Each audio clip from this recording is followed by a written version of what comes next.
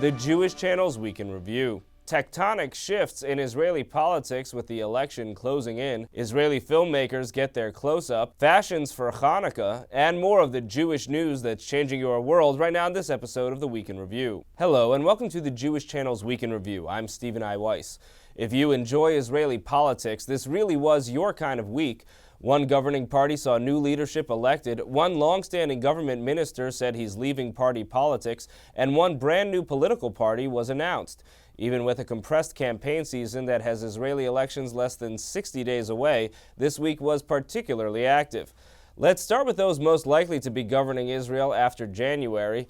The Likud party of Israeli Prime Minister Benjamin Netanyahu hosted its first primary after the joining of that party with the further right party of Israeli Foreign Minister Avigdor Lieberman, Yisrael Beitenu. The primary also came just after a military engagement in Gaza in which Hamas, Islamic Jihad, and others launched well more than 1,000 rockets into Israel in just over a week. If you thought both of those events would send the Likud party in a right-leaning direction, you were correct.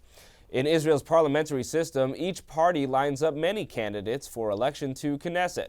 The governing coalition that comes out of the election is made up of parties that together represent a majority of overall Knesset seats, and then the coalition engages in an internal negotiation that determines which party gets what government positions.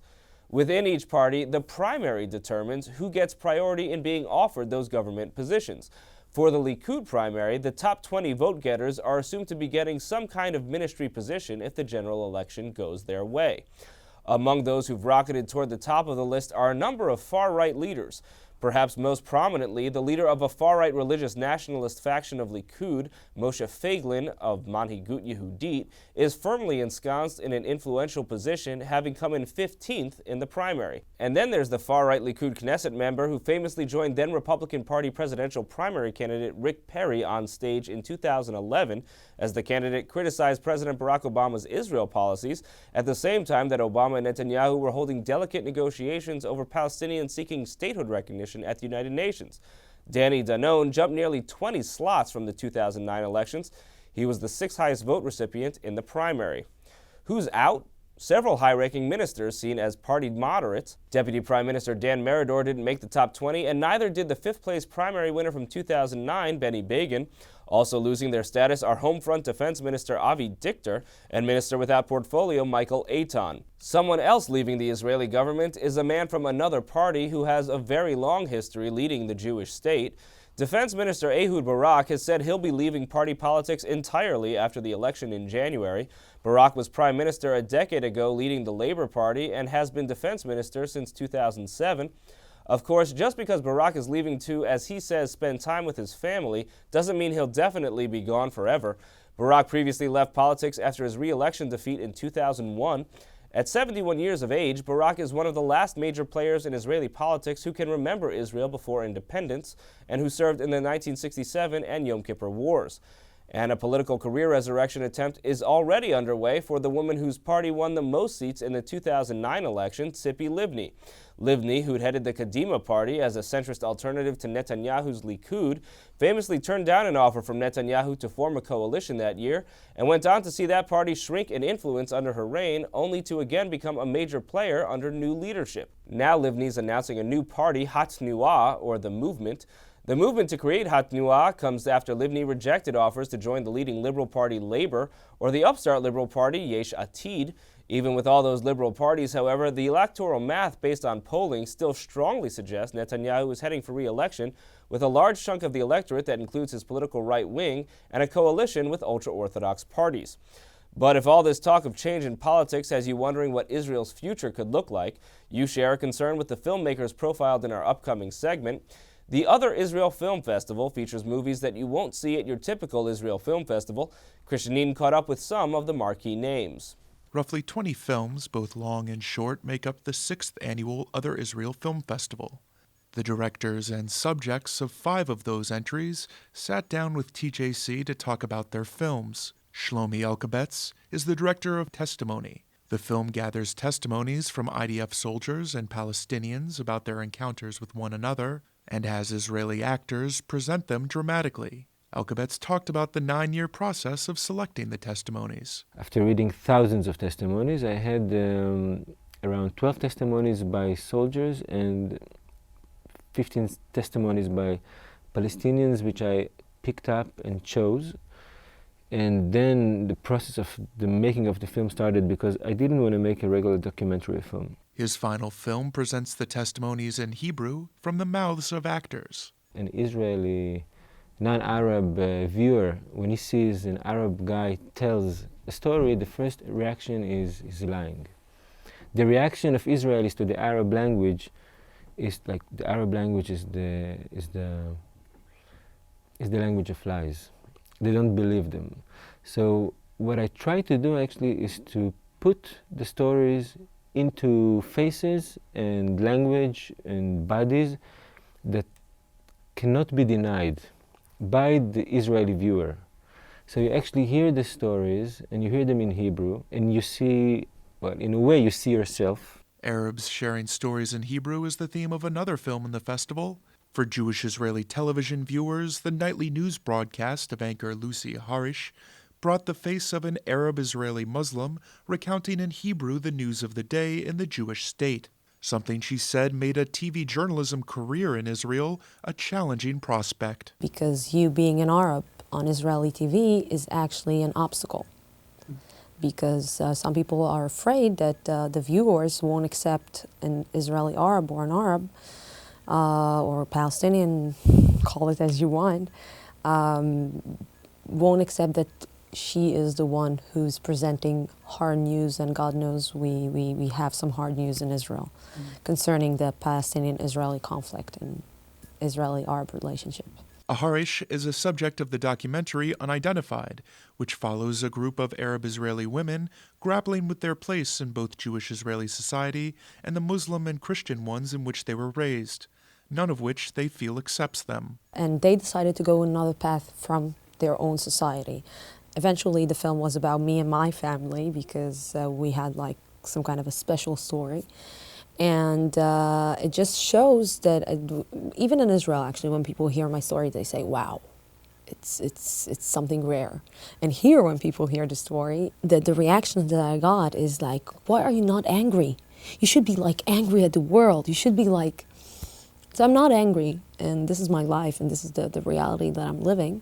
The reality for gay Palestinians trying to live openly in Gaza and the West Bank is usually a choice between death or illegally crossing into Israel and then on into Europe. Yariv Moser chronicles some of these journeys in his documentary, The Invisible Men. Being gay myself in Tel Aviv, I was always curious to know what will be the life of gay Palestinians in the other side of the border behind the separation wall. So it always intrigued me, and then I started the research for the film, and then I discovered that in the underground of Tel Aviv, among us are living gay Palestinians that had to run away and hide in Tel Aviv. So the minute I met few of them and the main character of the film, I decided to follow him and to do a whole film about his story. Moser was approached by the United Nations to have a special screening of the film. Unfortunately, they had to face a lot of resistant and calls to boycott the film and not to present it because it's Israeli. And I'm a filmmaker who comes from Israel, and there's a lot of voices today in the States that are against Israel, against showing anything that comes from Israel. And they see the film as part of the Israeli propaganda, which is ridiculous. But so I'm so happy that in the UN they decided still to continue and show the film. To hear from other filmmakers and subjects chronicled in this year's Other Israel Film Festival, please tune in to the full broadcast edition of the Week in Review. Thank you, Christian. It's not just Israeli elections that are coming up. Chanukah's coming even sooner. And while Jews don't generally put their holiday gifts in stockings, Meredith Gansman profiles some designers with ideas for gifts that actually are articles of clothing. Still shopping for Hanukkah presents? Check out these Jewish designers whose clothing and accessories should be on the gift list for the fashionistas in your life.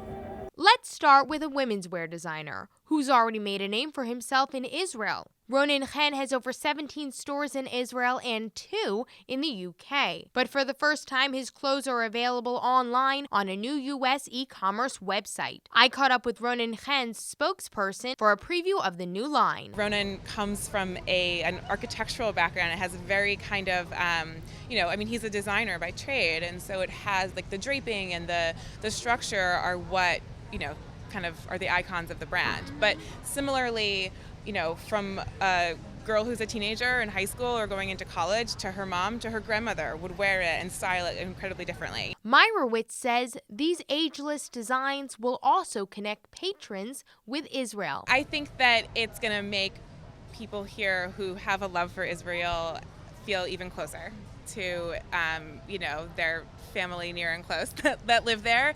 There's something that's really special about the designs that come out of Israel. It's a small country, a very new country, and so the creativity that's there, I think people are starving for that here to get that energy. To go with these new clothes, add on tech accessories from Tyler Ray. So I was just looking for a great way to bring fashion and function together. So Tyler Ray Bobot, inspired by her mother, who also worked in the accessories and handbag industry, set out to design her own fashionable accessories for carrying everything from smartphones to tablets and laptops. These are for your smartphones. Okay. So this is a Croco crossbody smartphone purse. So what's really great about this is you can wear it from day to night, and you can fit your smartphone, whether it's an iPhone or any other smartphone inside here. You have something for your credit card and then something for your lipstick. With a small mirror and a screen wipe attached, you and your tech will always look great. And in fun, bright colors, these accessories are a must-have for the woman who keeps her tech attached to her hip, hand, and shoulder. And don't forget about the men in your life.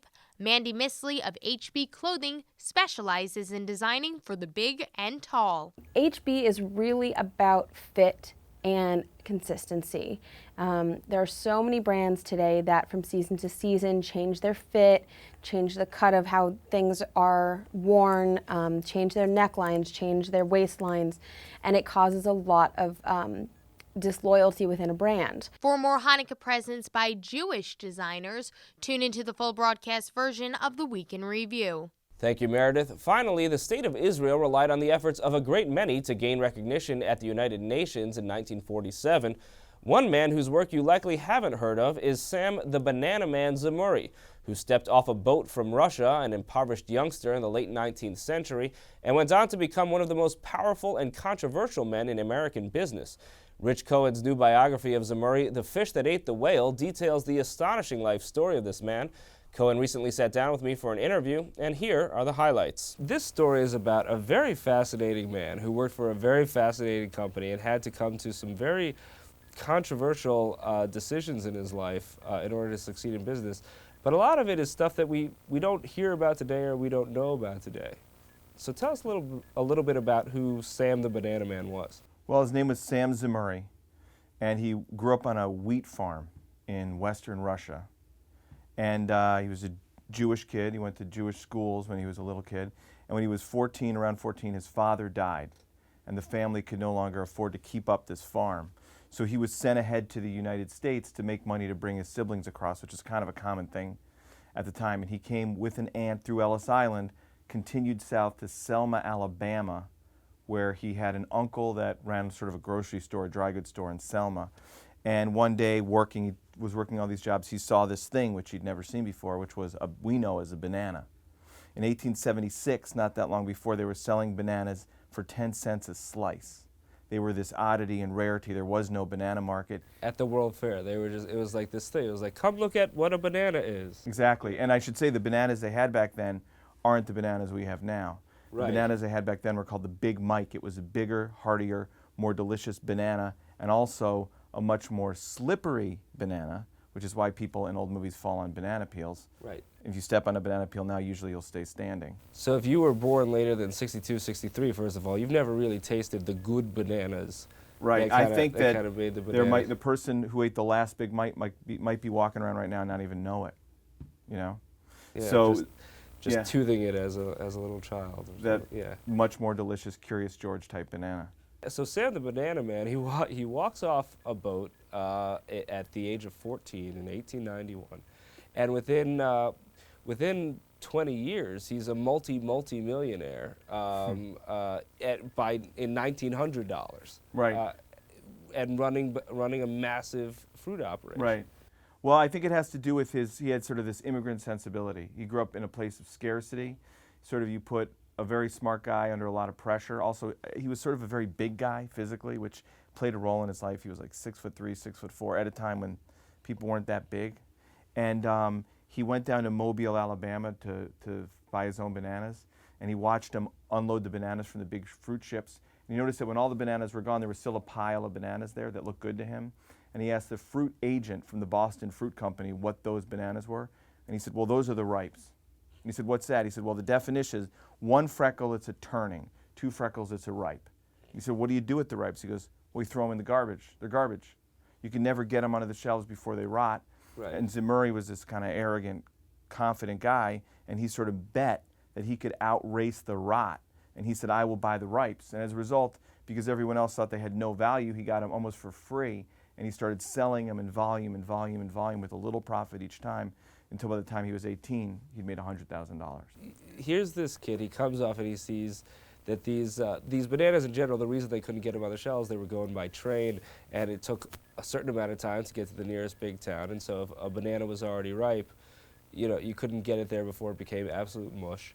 And so you say this one time he bought these bananas, and then he's trying to find a way to try to sell them, and the train wouldn't get there on time. He's standing there with his last $140 is invested in these bananas, and he's trying to get them back to Selma, and he can't get them there. Right. I mean, he rented space in a boxcar in the Illinois Central and was going to go to Selma and sell them.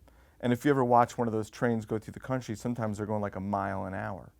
So though it was scheduled to take a couple days, it was going to take like a week. And by that time, the bananas would be rotten. And in a panic that he was going to lose everything he'd earned with these odd jobs, he worked out a deal with telegraph operators along the line that if every station they stopped in, if they would telegraph and get the word out to local grocery store guys, fruit peddlers, to come out and meet the train at the platform, right at the siding, he would sell them bananas very cheap right off the train. And that made him famous in the banana world, which was a huge world. And when he died, the New York Times said he was a guy who used boxcars the way peddlers on the Lower East Side of Manhattan used push carts. You can see the full interview with Rich Cohen under the weekly news category on the Jewish Channel On Demand on cable.